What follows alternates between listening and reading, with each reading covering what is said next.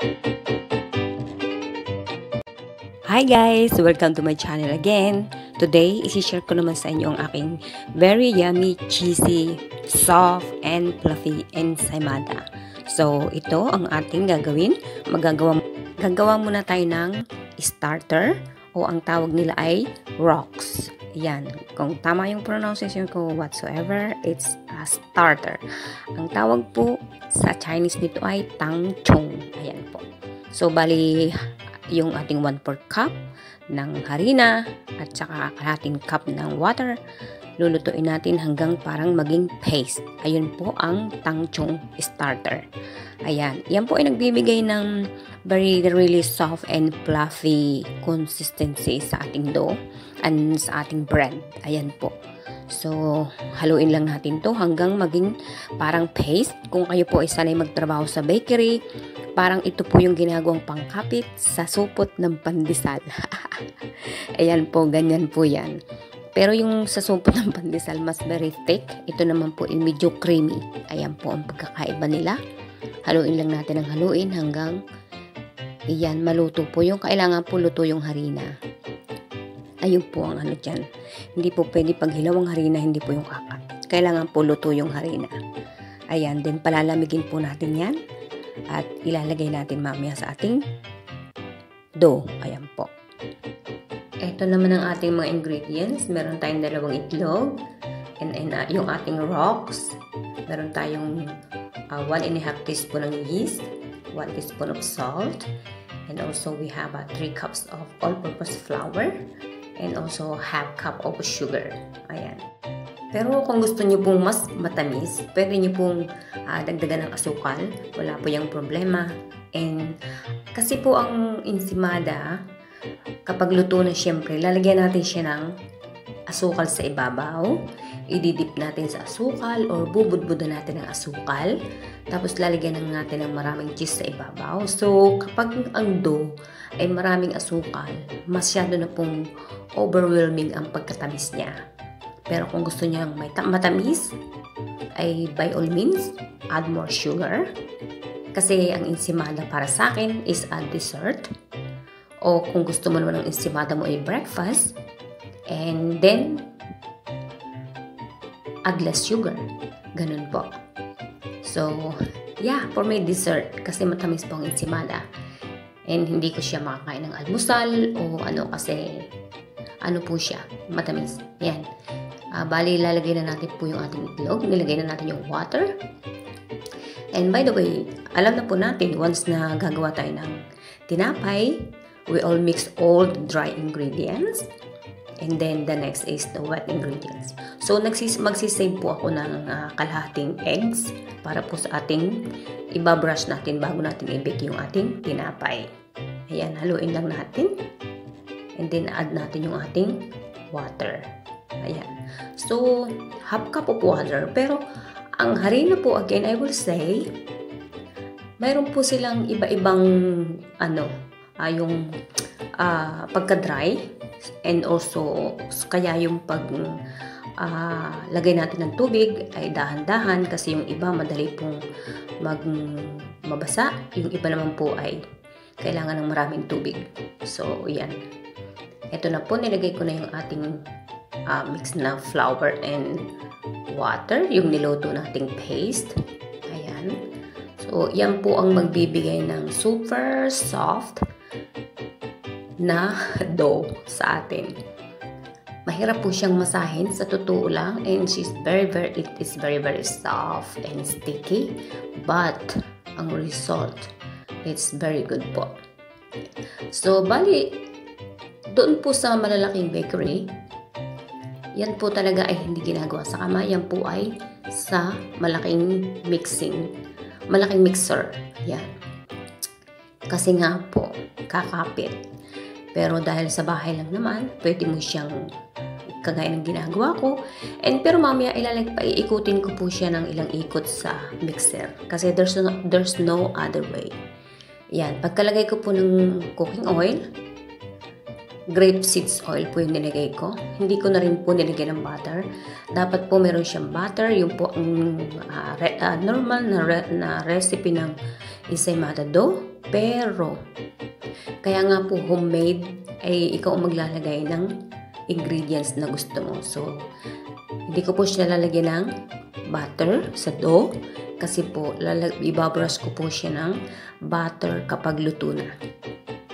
Ayun po. And then lalagyan pa ng maraming cheese is talaga pong overwhelming na. Kaya po gagawin natin yung light dough and heavy toppings. More cheese, sprinkle sugar, and brush more butter. Ayan po. So sa toppings natin tayo babawi ng butter. Ayan. So imamasa po natin yan. Talaga pong pag nilagay mo yung kamay mo dyan ay talagang kakapit talaga yan. So haluin ko lang siya sandali and ilalagay ko po sa mixer at paiikutin ko po ng mga 5 minutes. Ayun lang po. And then pagkaikot ng 5 minutes, ayan po ay aking papaalisahin na. Ganun po. Kasi po, hindi po natin siya mabubuo. Hindi po siya friendly this time. Kahit pa sabihin mong papahingahin mo yan, hindi siya magiging friendly. So, ayan. Akin lang po siyang papahingahin ng sandali. And then, ilalagay ko po siya mamaya sa mixer. Ayan. So, it's super soft.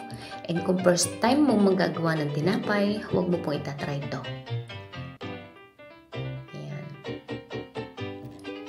Kasi po, magagalit ka. Okay, i-prepare muna natin ang ating bowl na paglalagyan natin ng para paalisahin. Yan, kasi pagka galing po sa mixer, ilalagay na po natin dito. By the way, nasa mixer na po, nilagay ko na. So, pinapaikot ko lang siya ng mga 5 minutes. Hindi ko na po binidyo yun, kasi alam naman natin po na kung paano na. Ilalagay mo lang doon, paikutin mo yung mixer.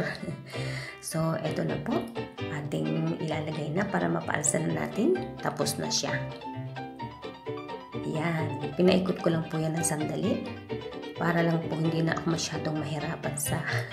Sasabihin nyo naman host, lagay mo na lang sa mixer. Nilagay ko na nga po. Ayan, transfer lang natin dito. Very smooth na po siya. Pero talaga pong sticky pa siya. Kasi po siya ay sticky dough talaga. Kasi po doon mo po makukuha yung parang may cotton sa loob ng ensamada. Talaga pong malambot yung dough. And then that's very difficult to make. Yun po ang dough na mahirap gawin. And hindi po tayo magsisinungaling na sabihin po natin madali. Pero napapag-aralan naman po. At saka mahabang pasensya. Ayan po. Maybe first try, second try, third try, hindi pa rin magkaigay. Pero pag mga 4, 5, 6 try na po, okay na po yan. Ayan. We learn from our experience po. At saka tiyaga lang kung talagang gustong gawin. Ayan. So, tatakpan na natin. Papaalsahin natin yan. And 2 to 3 hours. Depende po sa temperature. Kasi po winter ngayon. So, ito na po. Look at that. It's beautiful but still it's sticky. Huwag na po kayo mag-alala dun sa i-stick sa cling wrap. Kasi okay lang po yun. No problem. Basta tingnan nyo po ang loob niya. Pag meron kayong nakita na para siyang bahay ng gagamba. Cobwebs. Ayan. Ibig sabihin po, magandang dough. Yan po. Kita nyo yung butas-butas na yan. That's the sign of your good dough. Yan.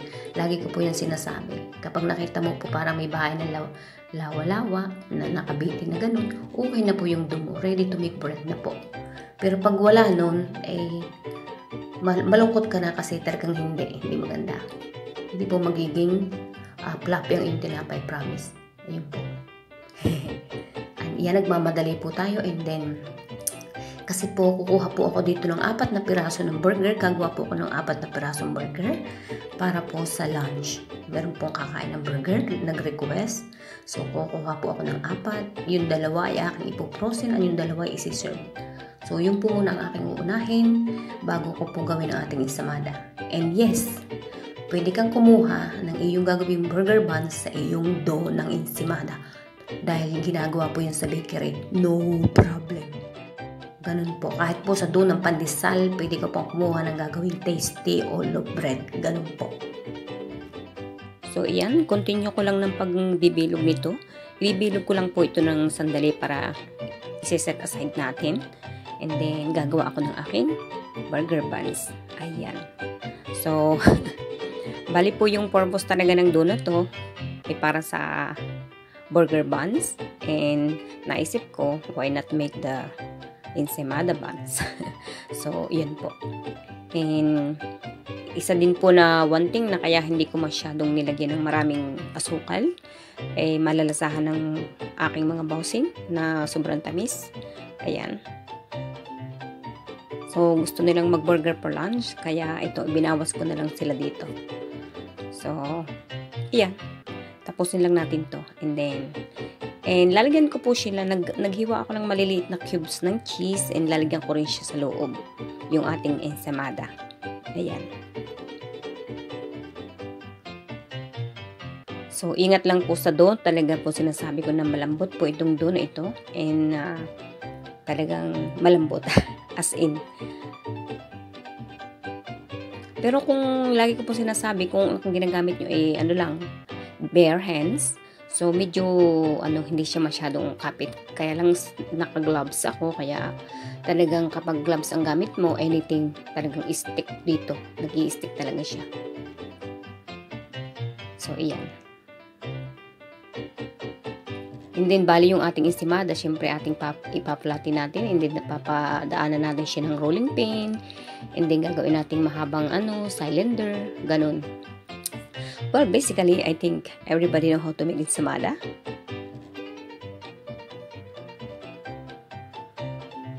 Gagawa po ako ng isang malaking burger. Wala, trip ko lang. Ayan, malaki po yan. Trip ko lang. Kasi kapag ikaw ay nagbibig sa bahay, you can explore. Explore.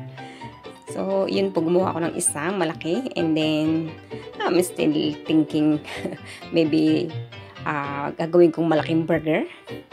Tapos, i-share ko with someone. If there's someone available, share with me the burger. Ayan. So, and then, mas una ko pong papaalsahin yung aking burger. And una ko rin siyang i-bake. Ayan. And yung ensaymada natin, magagawa ko lang yan kapag kumakain na yung aking mga dapat pakainin. So, dito ko po ilalagay yung ating ensaymada. Dito sa aking pipe pan. Ayan. So, yan po. Kung lagi kayo nanonood ng video ko, alam nyo, nakilala nyo ng gamit ko. Kasi yun ang ginagamit ko. Wala pong nothing fancy, hindi iba-ibang kaldero, iba-ibang kawali. Wala po kaming ganun. Ayun. Kaya yan. Wala lang. Mayroon po akong bagong mga molder ng cake. So, well, gusto ko lang po siyang gamitin. Kaya lalagyan ko po siya ng isang buns. Ilaasay sa gitna. Para po wala lang. Style ko lang po yun. Huwag nyo nang gayahin. Ito po yung aking cheese. And by the way, itong cheese na ito ay yung kulay blue natin. Leftover ko po yan kasi nagamit ko rin yan dun sa una kung ginawa ng ensaymada. Medyo hindi po ako masaya sa kanyang resulta kasi po kahit po nalagay ko na sa freezer yung buong cheese ay pa rin siya, very sticky. Parang ang daming cornstarch. So, hindi po siya magandang i-topping sa ensaymada dahil para siya nagpa-flower. Very sticky. But anyway, meron po akong ibang cheese, yung alam nyo na. Mas maganda po yun, cheddar din. So, yun po ang gagamitin ko this time. Kaya ito pong kulay blue na cheese natin, gagawin ko na lang po siyang palaman. Yan. So, lalagyan ko po siya ng mga 3 cubes bago ko siya i-roll. Ayan. Para lang po may cheese siya sa loob. So, actually, napansin ko na itong cheese na to, na kulay blue, hindi po siya masyadong, basta hindi ko siya kaibigan. Hindi ko siya paboritong gamitin. Ganun. Pero syempre, pag nandun tayo sa atin, wala ka namang choice. Yan, kasi ang affordable na cheese. So, yan, ibilog lang po natin yung ating ensaymada. Hindi po natin kailangan maraming bilog kasi ilalagay ko naman siya sa baking tray. Pero kung gawin nyo pong ensaymada ay kagaya ng binibili na wala siya sa baking tray, inyo pong ipabilog ng mga 2 ikot, ganun. Kaya medyo mas mahaba yung cylinder na gagawin mo. So, ito po, ginawan ko lang ng style na ensimada. Pero actually, pag naluto na yan, bilog naman po yan. Kasi nga nasa baking tray. So, anyway. Ayan. Ituloy lang po natin yan. Huwag kakalimutan, lagyan ng cheese. Nilagyan ko lang po ng cheese sa loob para lang magamit ko at maubos na yung cheese na yan. Because, hindi na po ako bibili niyan. Pumunta pa ako yan doon sa malayo sa city para lang bumili niyan. And then gusto ko kasing maging talagang Pinoy tayo, yung mga Pinoy product talaga. Pero ano po, medyo nahirapan po ako sa kanya at hindi maganda yung shredded cheese na nilabsan. So, stick na lang po ako doon sa aking sa aking cheddar na vintage. Alam niyo na kung saan galing. So, iyan. Mukhang ensimada naman siya, di ba? So, actually, ang ensimada naman po, hindi naman kinakailangan na yung pinaikot-ikot mo. Lalo na ngayon, pwede pong lang, inilagay mo na lang sa muffin tin, dun sa bibingkatin, para mas malaki. And by the way, guys, meron akong bibingka, pero hindi ko pa po ma-edit. So, siguro bago mag-New Year. And, yeah, homemade lang po, homemade bibingka. So, hindi ko po alam kung kailan ma-upload. Marami po tayong video. Lang, yung isa-isa lang po natin na i-edit. Talagang walang time. So, yan po. Punong-puno. Punong-puno po yung ating camera ng video. So, pag umuwi ako sa bahay, I'm sure may tutulong sa akin mag-edit.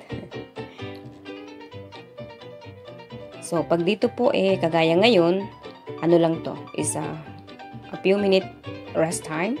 Actually, may naghihintay sa akin pork belly doon sa kusina at aking iluluto para sa hapunan. Ayan. So, umupo lang ako para ayusin ko itong aking video. Yan. Kasi po, pag nasa kusina, of course, I can talk. Pero lahat po ng ingay ng exhaust fan, ingay ng kawali, ingay ng lahat sa kusina, marirecord po natin, masyadong maingay. Kaya, kailangan ko po na voice record. Alam niyo na po kung paano tayo mag-edit. Ganun po. Mas gusto ko nga po yung pag nagluluto ako nagsasalita. Kaya lang po, yung mga marami pong ingay sa kusina kasi maraming electrical appliances. Yan. So, ito na po. Ating tapusin na yung ating ensimada. So, kapag ilalagay mo sa baking tray, kahit anong shape ang gusto mo, okay lang. Kasi magdidikit-dikit naman po yan. Magkakabit-kabit naman po yan. So, hindi mo na kailangan pagandahin yung style. Ayan. Pero meron akong isang kagaya nung ginawa, yung aking garlic bread. Maganda po ang yun. Kasi dahon-dahon yun. Flower buns. Ayan. So, yun. Tapos na po tayo. And then, ito na. So, iba-iba yung size niya. May malaki, may maliit. Ganyan po pag nagmamadali. Ayan. Sabi nga nung aking bossing, hindi na kailangan maging perfecto. Hindi daw naman pambenta. So, but anyway, I'm trying to make it better kasi, siyempre, ibibideo natin. Ayan. So, tatakpan natin ng cling wrap. And, ini-sprinkle ko ng kaunting harina yung ating mga buns kasi po didikit yan. And don't forget, sticky dough po ang ginamit natin. Ayan, paalsahin po natin yan. And then habang umaalsa yan, atin na mong gagawin yung ating pang-brush na egg mixture. Nilagyan ko lang po ng fresh milk at saka yung kalahating itlog at 2 tablespoon ng fresh milk. Okay na po yan. Ayan. And ito yung aking pinakamalaking buns guys. Yung 4 na buns na maliliit na wala na po. Naserve ko na. And then, ito naman ang ating ensaymada. Don't worry about, you say, oh, it's not pretty, guys. Pag naluto na yan, pretty na yan. So, ayan, dahan-dahan lang po talaga. And, ayan, nakisama naman siya. Pero kung kayo po nasa hot weather, mas lalo po itong sticky. So, nagkataon lang na winter ngayon, kaya medyo, siya, bumait ng konti. And then, mabrush natin ng, very gently po, brush ng egg wash. Ayan. Yan po ang tamang term. Ngayon ko lang naalaala, egg wash. Ayan. So, normally kasi ang tawag yung iba ay basting. Pero pag nagbabarbecue naman ang basting. So, this is egg wash for the bread. Yan. So, i-brush din po natin yung nasa gitna. Huwag nyo na pong gayahan yung nasa gitna at ako na yan. Napagtripan ko lang po. Nag-try lang po ako. Pero pag naluto, pag tinanggal ko yan, dikit-dikit din naman. So, yun lang. Ito na. Kita ninyo, maganda na. Ang size nila, pare-pareho na. So, mainit po siya. Ibabrush ko po siya ng butter. Maganda po pag mainit pa i-brush mo ng butter kasi magiging makintab-kintab siya. So, try natin to. Hindi pa maalis madikit. Palamigin muna natin. Pero ibabrush na natin siya ng butter para makintab. And by the way guys, ang butter ko ay tulog na tulog dahil sa lamig. So, hindi po pwedeng gamitan ng brush. Kaya kutsara na lang ang aking gagamitin na pang-apply ng butter. Ayan. So, ngayon pwede nang tanggalin ang ating dahan-dahan. Dami kong kalokohan, ano. Pwede po yung wala. Talaga pong wala yan. Trip ko lang. Parang gusto ko lang na mayroong magandang shape sa gitna. Yan. Yan pong pinakaisang iyan ang akin yung breakfast. That's for me. See? Huwag nyo nang pahirapan ang sarili nyo, ha?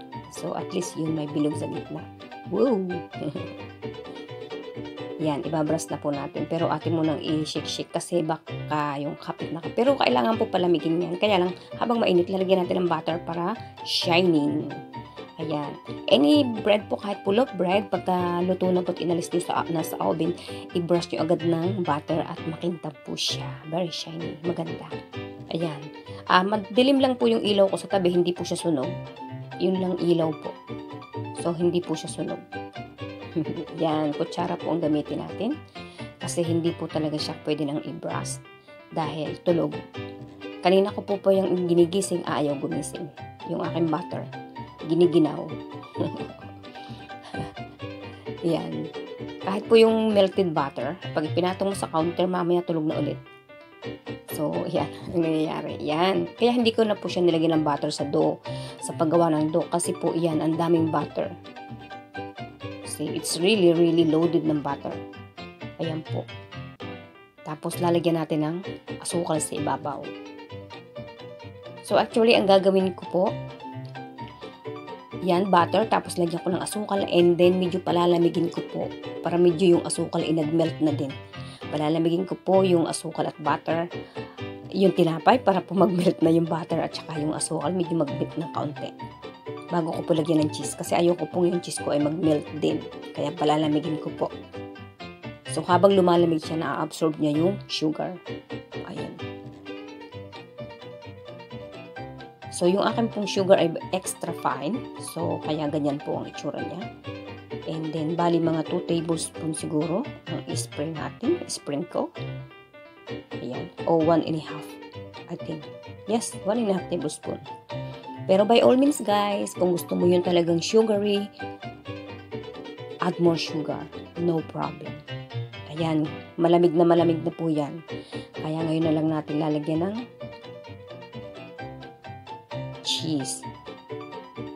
Yan, yung isa ko pong ginawa, very ano ko po. Talagang hindi ko po nagustuhan yung cheese. Hindi po siya ganyan. Talaga pong kulo-kulo pong siya. Nakabunton lang sa isang tabi. And then, nakadikit na halos kalahati, dumikit na lang sa aking grater. So, yan. Yan ang gusto ko sa cheese. Talaga pong maganda. So, ito pa yung vintage na cheddar. Na from, doon, somewhere. Ayan. Yan na guys. Very yummy. And guys, very soft. Talaga po. Yung pong pagkapagod ko sa pagmamasa at doon sa pagkalagkit ng aking dough, worth it na worth it po.